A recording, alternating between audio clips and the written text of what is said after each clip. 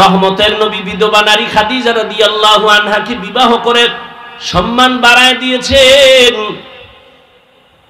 ও পর্দার আড়ালের আম্মা জানেরা, আপনারা নবীদের মায়ের মতো মা খাদিজা রাদিয়াল্লাহু তাআলা আনহার মতো দামি নারী, আপনারা আয়েশা রাদিয়াল্লাহু তাআলা আনহার মতো দামি নারী, ফাতেমা রাদিয়াল্লাহু তাআলা আনহার মতো দামি নারী।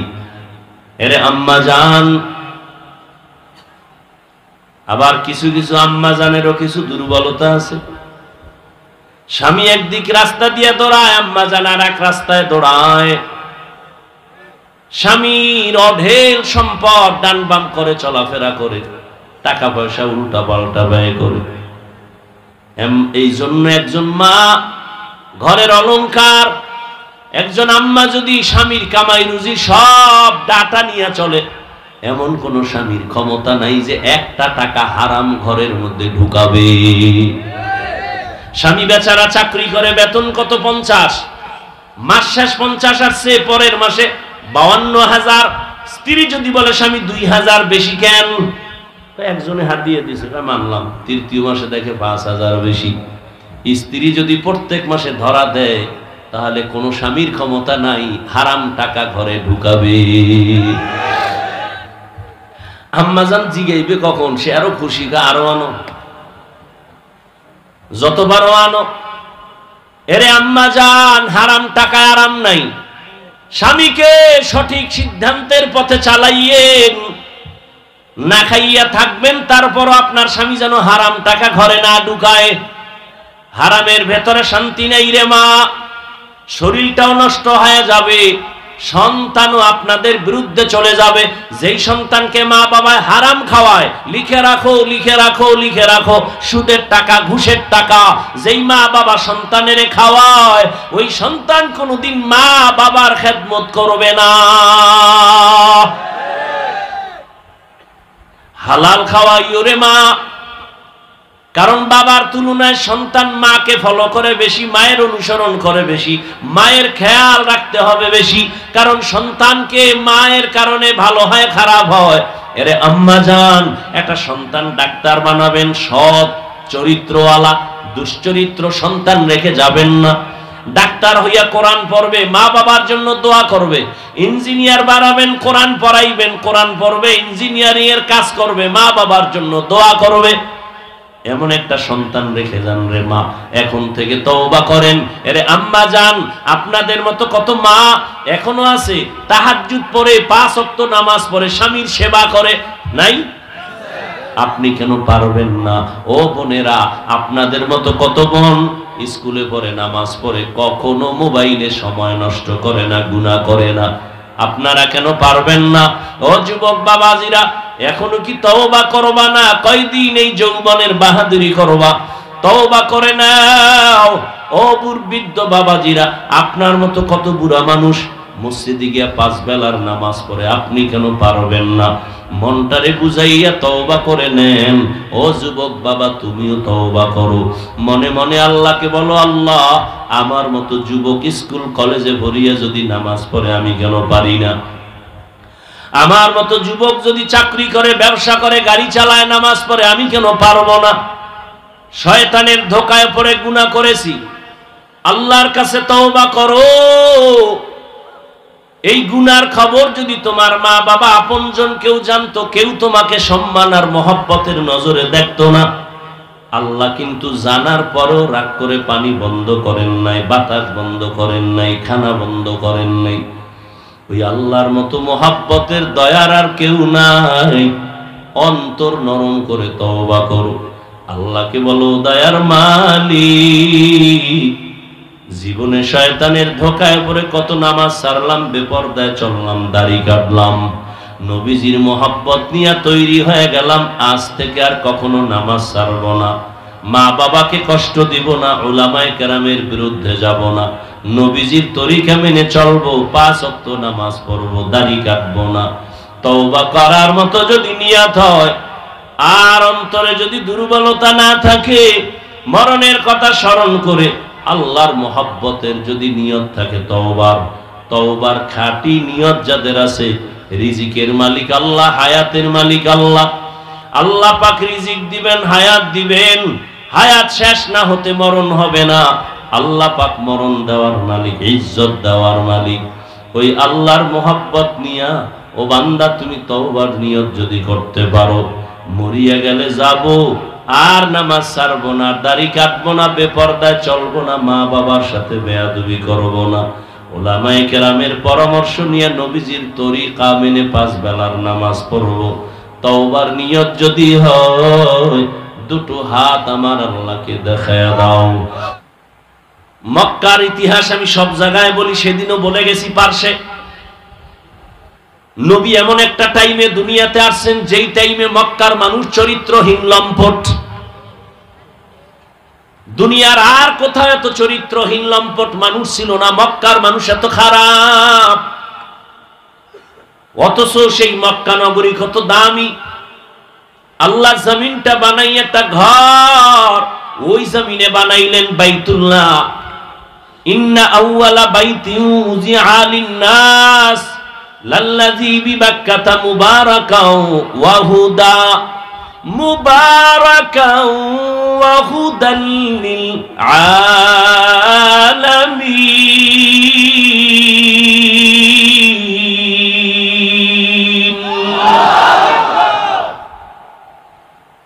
1500 বছর হয়ে গেল, আল্লাহর কোরআনের একটা ভুল কেউ বের করতে পারলো?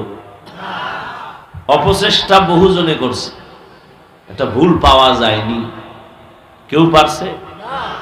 হাজার হাজার হাজার লাখ কোটি কোরআনের কপি জ্বালায় দিছে।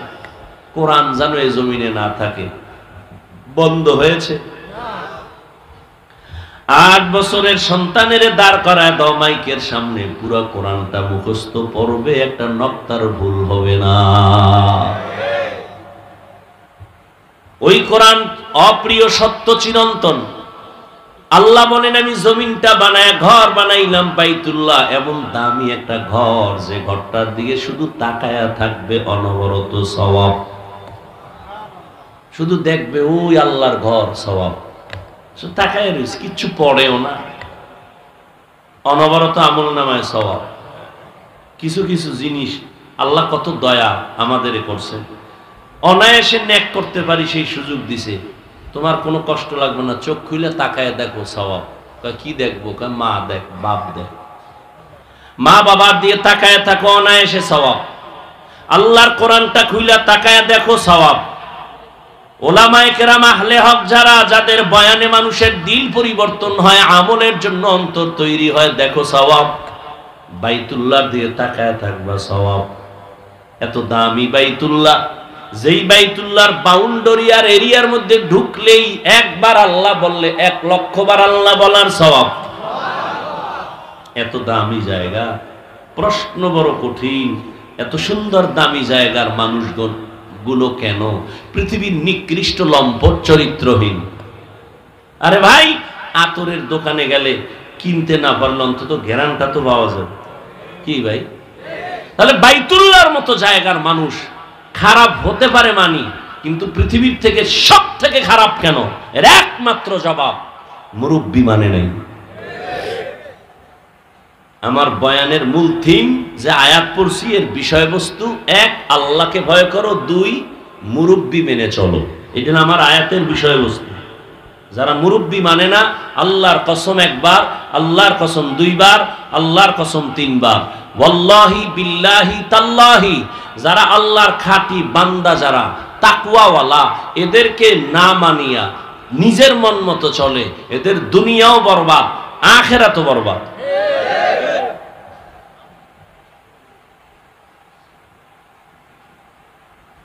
ভাইরা আমার, ঈসা নবী চলে গেছেন, আমগো নবীর আগে আর কোন নবী? বুঝেন না কথা? ঈসা নবী চলে গেলেন, এরপরে কোন নবী আসছেন? আমাদের নবী। মাঝখানে আর কোন নবী?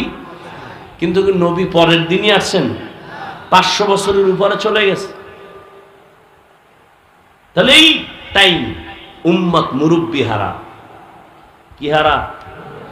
এই মুরব্বি হারা হইয়া মন মতো চলা শুরু করছে। বাইতুল্লাহর মতো ঘরের ভিতরে 360 মূর্তি টানায়া দিছে ভিতরে। কয়টা? 360টা মূর্তি টানায়া দিছে বাইতুল্লাহর ভিতরে। নারী আর পুরুষ বাইতুল্লাহর চারপাশ তাওয়াফ করে উলঙ্গ, কেউ কাপড় পরে না।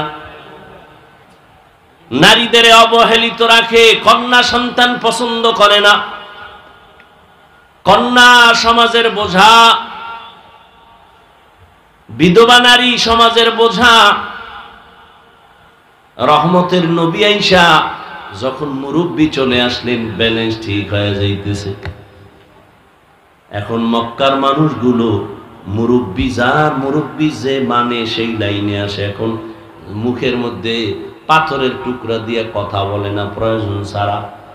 যখনই মুরব্বীকে মাইনা চলা শুরু হয়ে গেল, এখন আর গালি শুনে গালি দেয় না, গালির জবাবও দেয় না। আজান হয়ে গেল, নামাজে দাঁড়ায়, বুড়া মানুষ দেখলে সহযোগিতা করে, ভাইয়ের হক নষ্ট করে না, সন্তানের হক নষ্ট করে না। নবী আইসা ব্যালেন্স করে দিলেন। কন্যা সন্তান পাইছো, শুকর আদায় করো, তুমি একটা জান্নাত পেয়ে গেছো। দুইটা কন্যা পেয়েছো, তুমি দুইটা জান্নাতের মালিক। তুমি তিনটা কন্যা পেয়েছো, তুমি তিনটা জান্নাতের মালিক। ও জগতের মানুষ, তোমরা কন্যা অপছন্দ করো, আর আমি বিশ্ব নবীর একটা ছেলেও নাই, আমি নবীও 4 কন্যার বাবা। আমি নবীও 4 কন্যার বাবা। রহমতের নবী মুরব্বী হয়ে আসলেন।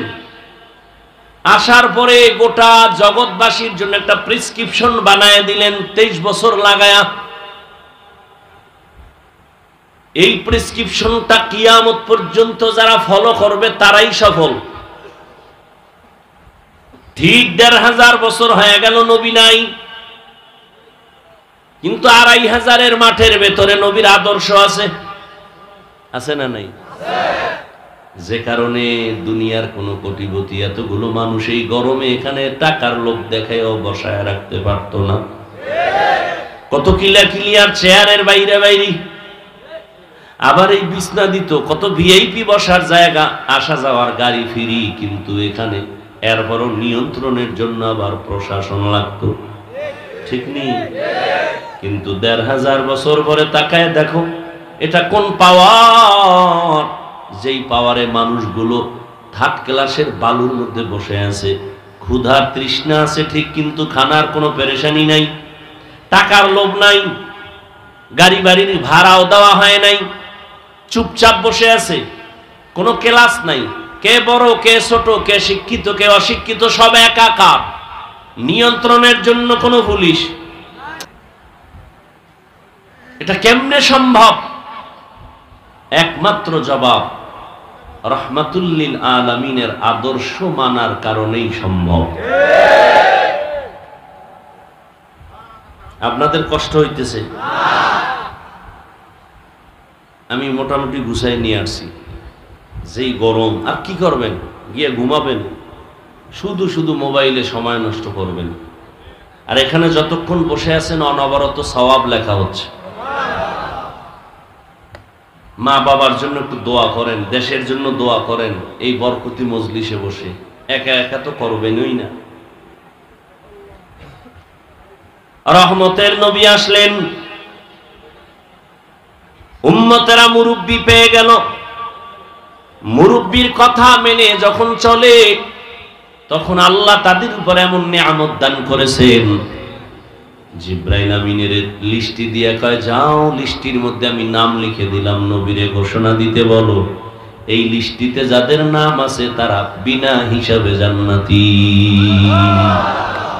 বেহেশত আযা কে আজারে নবাশুত, কাসে রাবা কাসে কারে নবাশুত। ও পর্দার আড়ালের আম্মা জানেরা, আসেনি?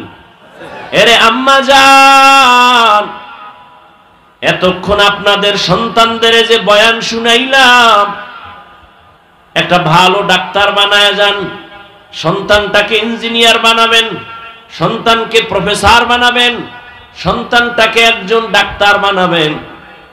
আদবওয়ালা বানায় যাইন, বেয়াদব বানাবেন না।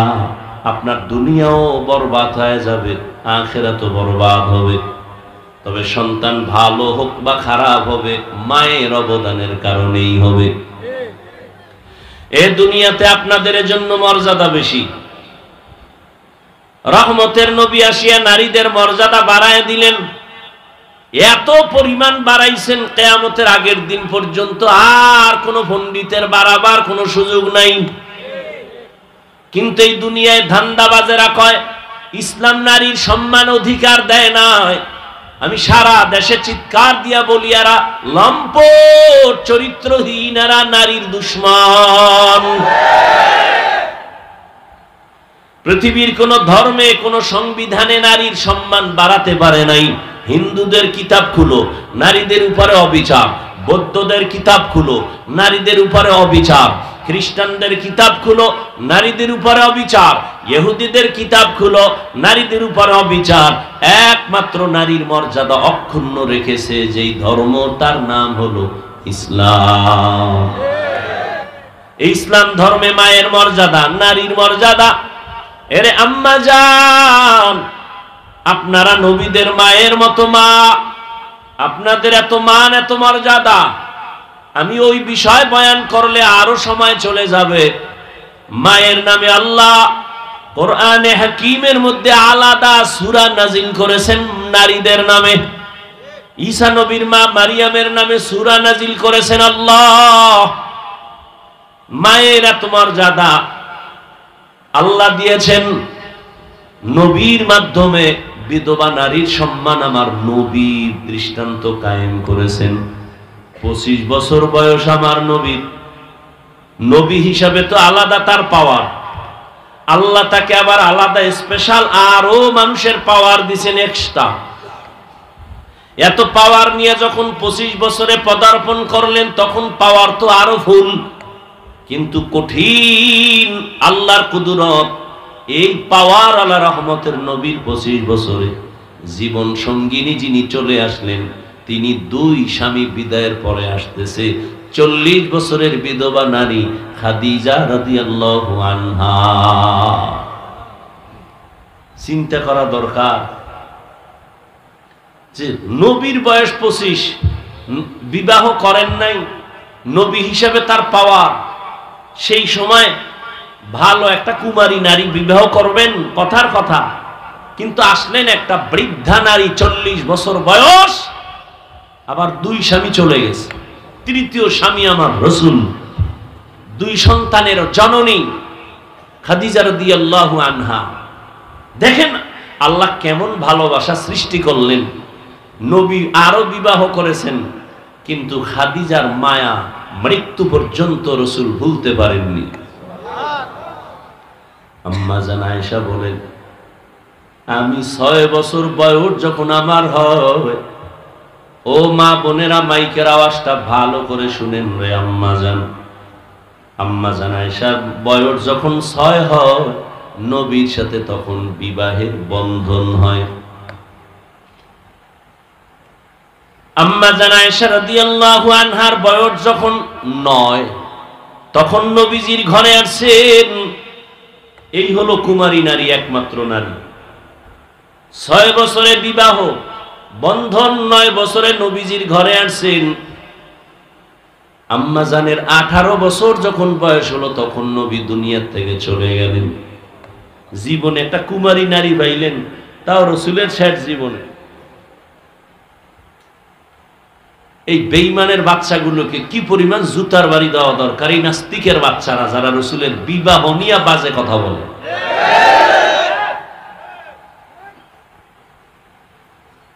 নবীজি একজন মাত্র কুমারী নারী পেয়েছেন, 6 বছরে বিয়া হলো, 9 বছরে নবীর ঘরে আসছেন।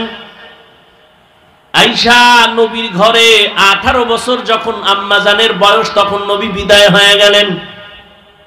বলেন আমার আম্মা জান নবীর ঘর করলেন কয় বছর? কয় বছর? আমাদের বোনদের তো 18 বছরে বিয়াই হয় না, কি আবার আইন করে 18-র আগে বিয়া নয়, 24-এর আগে না। আর আম্মা জানের 18 বছর বয়স হইয়াই গেল, নবী এখন বিদায়। নবীজির ঘর করলেন মাত্র 9 বছর। আম্মাজান 9 বছর নবীর ঘর করে কি পাইলেন? আম্মাজান বলেন, আমি 2000-এর উপরে হাদিসের হাফেজা হয়ে গেছি। দুনিয়াতে শ্রেষ্ঠ তাফসীরকারী, কোরআনের তাফসীর করনেওয়ালা একমাত্র আম্মাজান আয়েশা।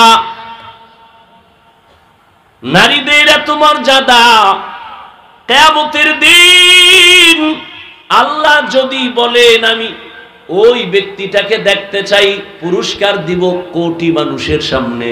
ওই ব্যক্তিকে বলে যেই ব্যক্তি প্রথম আমার বন্ধু মুহাম্মদের হাতে কালেমা পড়ছে, প্রথম আমি আজকে কিয়ামতের মাঠে তাকে পুরস্কার দিব। পৃথিবীর কোটি কোটি পুরুষ একটাও দাঁড়াবার সাহস পাবে না, একজন নারী দাঁড়ায় বলবে মুহাম্মদের হাতের প্রথম কালেমাওয়ালা আমি এক নারী। নাম কি? খাদিজা রাদিয়াল্লাহু আনহা। আম্মা জান আয়েশা বলেন, আমি মাঝে মাঝে তাকায় দেখতাম রহমতের নবী আমার হুজরায় বসে গুনগুন করে কাঁদেন। আমি প্রশ্ন করেছিলাম, নবীজি কেন কাঁদেন? নবী আমার কোনো বেয়াদবি হয়েছে নাকি? বলে না, বেয়াদবি হয় নাই। কেন কাঁদেন? বলে ও আয়েশা তুমি বুঝবা না। বলে একটু বলেন। নবী বলেন, আয়েশা আমার জীবনের একজন বিবি ছিল খাদিজা, তিনি আমার দুঃখের সময়ের বিবি, তুমি আমার সুখের সময়ের বিবি। ওই খাদিজার কথা যখন মনে পড়ে চোখের পানি ধরে রাখতে পারি না। ও আল্লাহর বান্দারা,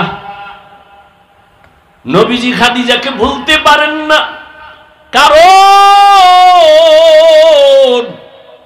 রহমতের নবী দুনিয়াতে এসে বাবা বলে ডাকতে পারেন নাই। 6 বছরে মা হারা অসহায় নবী আমার।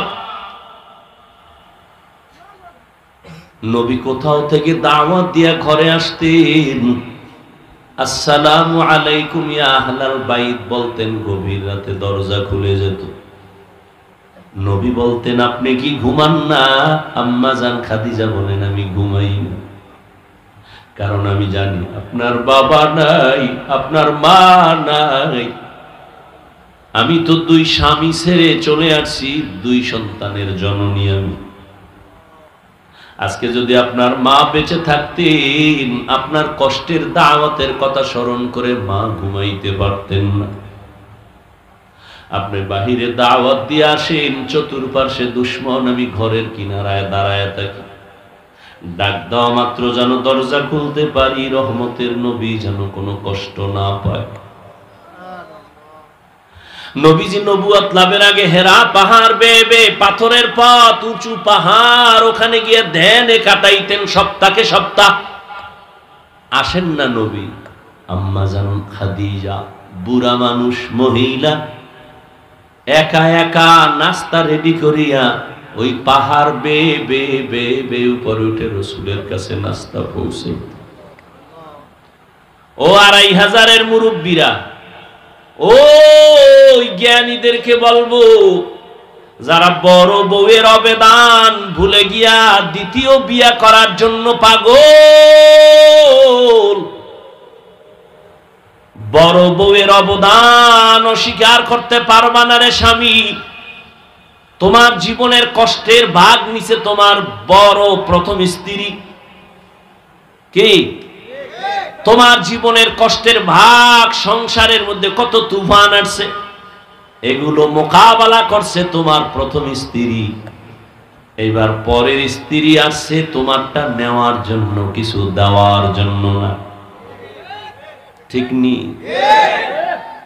রহমতের নবী খাদিজা রাদিয়াল্লাহু আনহার কথা মনে করে কাঁদতেন। আর তিনি যতদিন বেঁচে ছিলেন নবী দ্বিতীয় বিবাহ করেন নাই। এক আল্লাহর বান্দা দ্বিতীয় বিয়া কইরা কত গর্ব করে। আমি বললাম কেমন আছেন? কয় অনেক ভালো আছি। আমি যখন 2টা কথা বলছি না, কয় আমি করমু কি? আমি তুমি সাগরে ঝাঁপ দাও। এই বড় স্ত্রী, তার অন্তরে চাপা কত কষ্ট,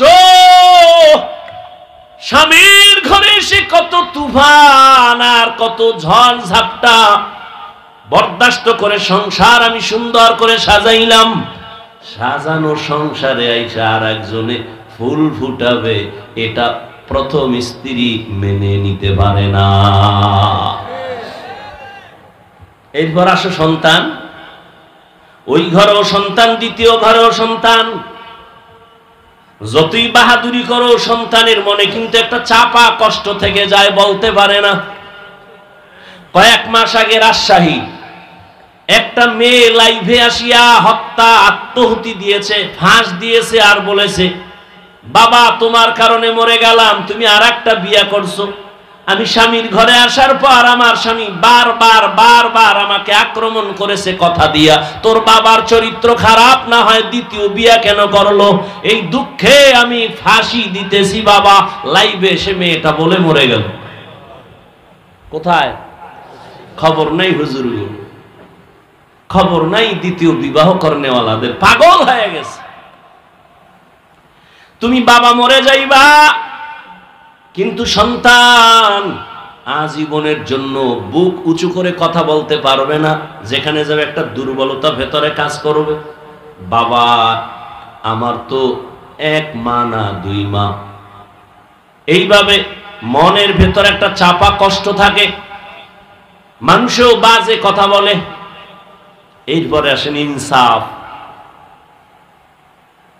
কি ইনসাফ? একজনে 3 বিয়া করছে, কয় আপনি সবার ইনসাফ ঠিক রাখেননি। বলে হ্যাঁ কেমনে? কয় ছোট বউয়ের ঘরে রাত কাটাই আর 2 বউয়ের সাথে মোবাইলে কমপ্লিট করি, মোবাইলে কথা কই। ইনসাফ। অথচ আল্লাহ পাক বিবাহের আয়াতের ভেতরে বলছেন, ফাঙ্কিহু মা তাবা লাকুম মিনান নিসা মাসনা ওয়া সুলাসা ওয়া রুবা ফাইন খিফতুম আন লা তা'দিলু ফাওয়াহিদা। এটা একটা রেড সিগন্যাল লাগায় দিছে। তোমার যদি প্রয়োজন হয়, তোমার যদি সামর্থ্য থাকে, 2, 3, 4 বিয়া করো। যদি ভয় তোমার অন্তরে থাকে, ইনসাফ বজায় রাখতে পারবা না, একটা নিয়ে জীবন কাটাও। এক স্ত্রীর হক আদায় করতে পারলা কিনা, সন্তানের হক আদায় করতে পারলা কিনা, আল্লাহ আমাদের বুঝার তৌফিক দান করেন। আম্মা জান আয়েশা বলেন, খাদিজার কথা মনে পড়ে রাসূল কান্না করেন। এত অবদান ওই খাদিজার। আরবের ধনাঢ্য নারী, আরবের মধ্যে খাদিজার মতো ধনী কেউ ছিল না। সব সম্পদ খাদিজা রাদিয়াল্লাহু আনহা রাসূলকে হাদিয়া দান করেছেন। আরো শুনেন, নবীজি যদি দোয়া করতেন উহুদ পাহাড় স্বর্ণ হয়ে যাও, হইতো না?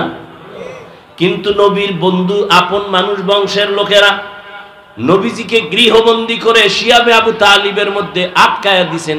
3 বছর পানি দেয় না, খানা দেয় না, কিচ্ছু দেয় না। নবীজি গাছের পাতা ছিঁড়ে ছিঁড়ে চাবাইয়া খায়া পেটের ক্ষুধা নিবারণ করছেন। ওই সময় আম্মা জান খাদিজা আরবের বড় ধনী নারী, কিন্তু নবীজির মোহাব্বত লাভের আশায় তিনিও নবীর কাছে গৃহবন্দির এরিয়ায় শিয়াবে আবু তালিবে যাইয়া নবীর সাথে দিন রাত্র কাটায়, আর তিনিও গাছের পাতা খায়। এই প্রথম স্ত্রী। আল্লাহ যদি নিয়ে যায় সেটা ভিন্ন কথা, নিয়ে গেছে, আপনি আর একটা করছেন। প্রথম স্ত্রীর অবদান অস্বীকার করতে পারবে এমন একটা পুরুষ আমাকে দেখান তো।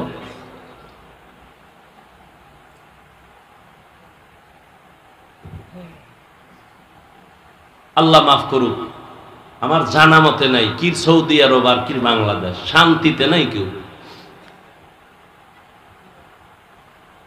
আর অধিকাংশ এই ঝামেলাগুলো কারা পড়ে? যাদের টাকা একটু বেশি হয়, তারা চোখ ডাইনে বামে দৌড়ায় আর মোবাইল। কি ফান্দে পইরা বগা কান্দে, এমন ফান্দে পইরা গেছে, মিস কল পাইছে।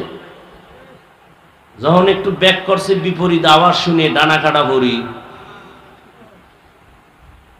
সুন্দর সুন্দর কথা কয় সাজায়া মধুমাখা আওয়াজ, মাঝে মাঝে ইংলিশও কয়। আর হ্যার বড় বউ তো ইংরেজি বুঝেই না, এখন আধুনিক তো একটু ইংলিশ দরকার, বাস ফান্দে হইরা বিয়া করে লইছে। আর কেউ আছে টাকার গরম, আরে আমার টাকা আছে আমি 4টা খাওয়াইতে, তুমি 10টা খাওয়ানো আর হক আদায় করা এক না। আর এই সন্তানগুলো কার মুখের দিকে তাকাবে, একবারও যদি বাবা চিন্তা করত ওই পথে যেত না।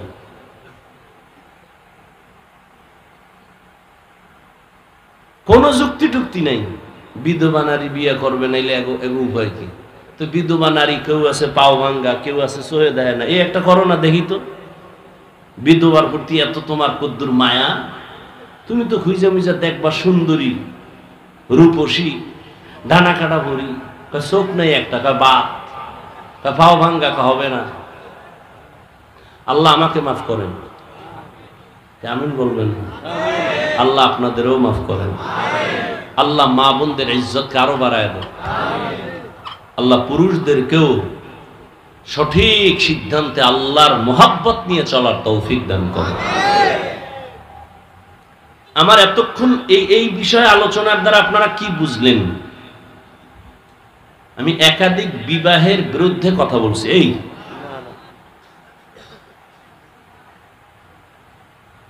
ইনসাফ বজায় রাখতে পারলে আল্লাহ পাক অনুমতি দিবেন, করতেই হবে, বিষয়টা এমন না।